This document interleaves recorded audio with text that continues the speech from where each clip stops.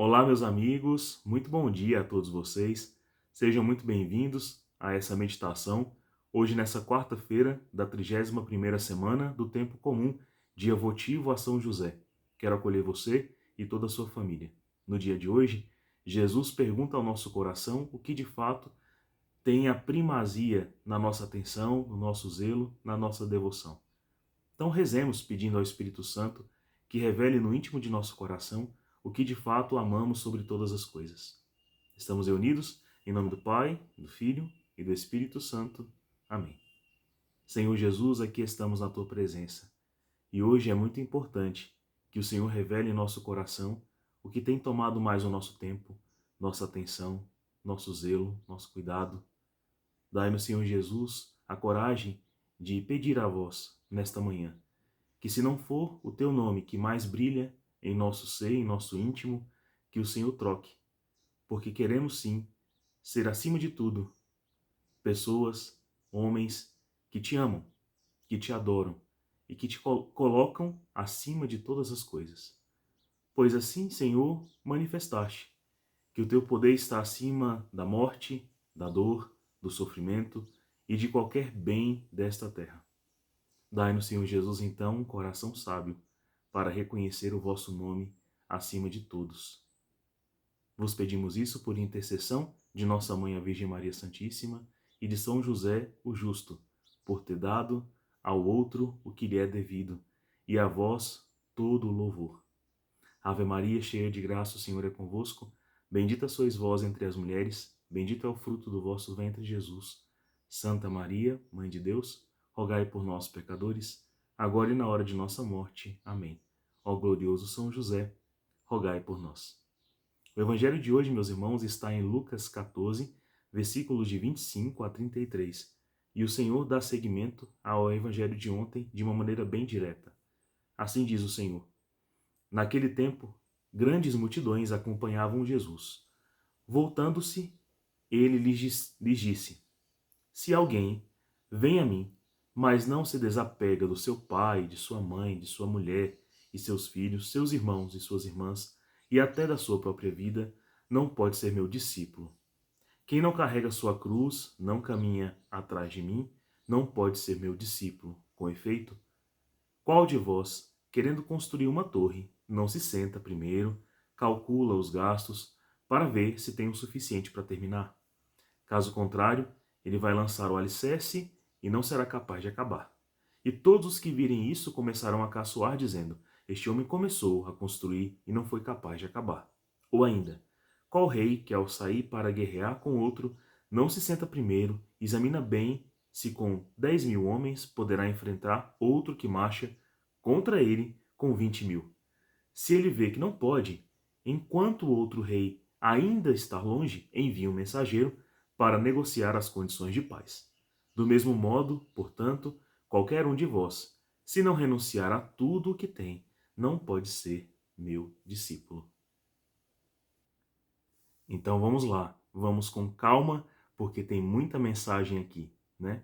Primeira coisa, Jesus fala a uma multidão que o acompanhava, né? E o acompanhava cada vez mais próximo da consumação de sua vocação, que é nos salvar por meio da redenção de seu sangue, de seu sacrifício. Então, Jesus está já na reta final para o cumprimento de seu sacerdócio, deixando-nos um grande legado por meio da igreja, mas também revelando ali a consumação plena de seu amor.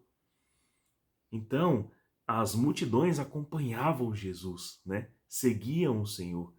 Então, Jesus dá uma assentada em todos nesse caminho para o Calvário, digamos assim, né? E diz assim: olha, se alguém vem a mim, ou seja, vocês estão nessa condição de vir a mim, de me seguir, de obedecer realmente e entender o que eu estou falando? Por quê? Bom, se você vem a mim, mas não está desapegado, né, não pode ser meu discípulo.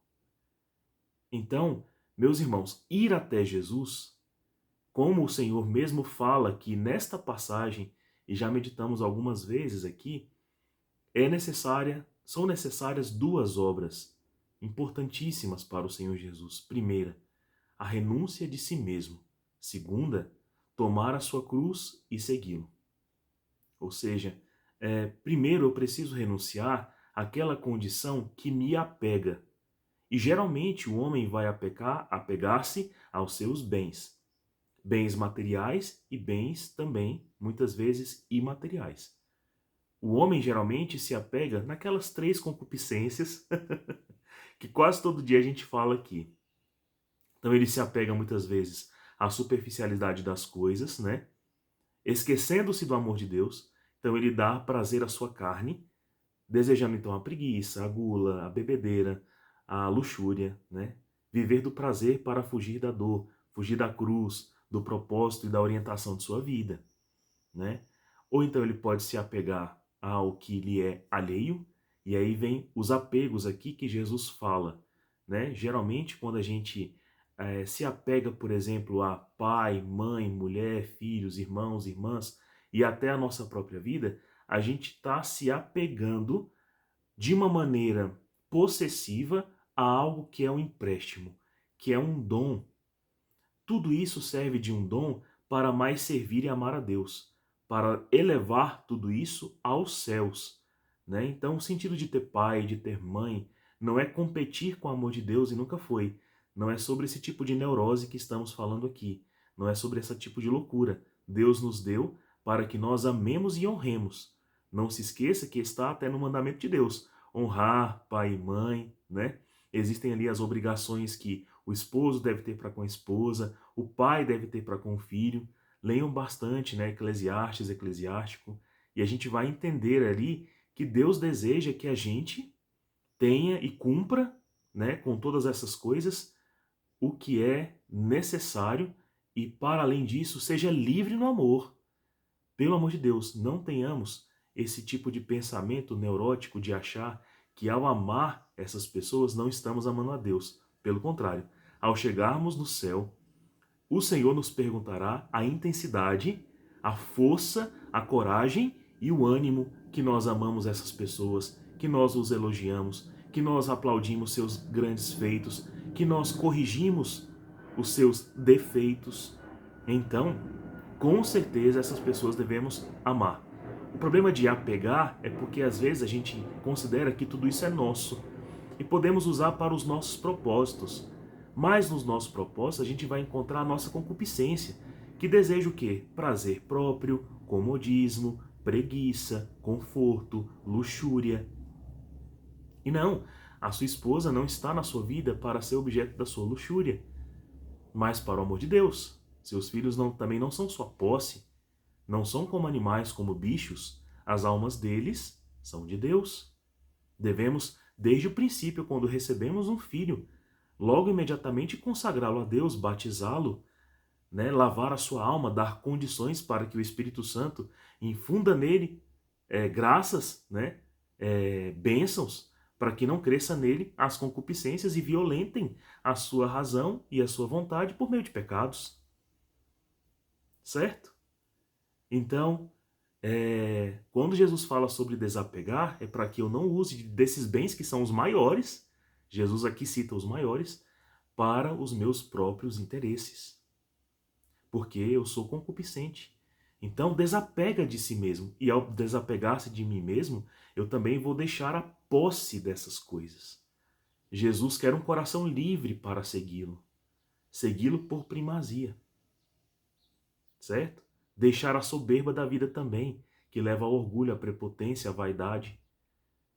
Por isso Jesus fala, olha, o vosso corpo é tão concupiscente que eu sei por que o passo está arrastado. Mesmo vocês tendo me seguido, mesmo eu já tendo falado que tereis neste mundo perseguições e na vida eterna consolações. Mas vocês estão arrastando nesse passo, claudicando no crescimento espiritual, porque estão apegados. Não pode, não dá certo. A outra coisa que Jesus fala é: quem não carrega a sua cruz e não caminha atrás de mim, não pode ser meu discípulo. Então, abraçar a cruz como modelo de redenção, de penitência, de entendimento da razão do sofrer, nos ajuda tanto a purificar o que o pecado fez em nós, como também forja em nós um caráter que valoriza, né, a ressurreição. Valoriza o seguimento, a obediência e o propósito da vida, apesar de todos os sofrimentos. E nesses sofrimentos, ainda permanecer dando razão a Deus. Então, o que Jesus está querendo dizer?